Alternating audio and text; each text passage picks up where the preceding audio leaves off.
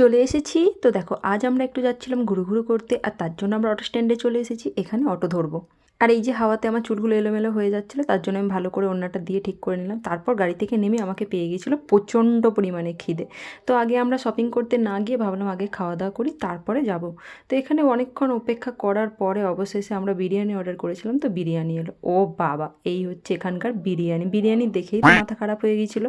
তারপরে এলো এই যে চিকেন তন্দুরি, আর তার সাথে টেস্ট খুব একটা খারাপ নয়, মোটামুটি ভালো। একবারে যে খাওয়া যাবে না তা না,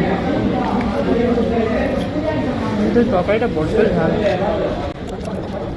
আমার কথা শুনেই নিলে, মনকে সান্ত্বনা দেওয়ার জন্য আমি বললাম যে টেস্ট মোটামুটি ভালো, কিন্তু এত পরিমাণ ঝাল ছিল যে আমার নাক মুখ দিয়ে জল বেরিয়ে আসছিল। আর এরপর ঘটে সেই ঘটনা, আমার মাংসর ভেতরটা এরকম নষ্ট হয়ে গিয়েছিল। আর আমরা কোনো কিছু খাইনি ভাই, সব ফেলে দিয়ে আগে বাইরে আসি।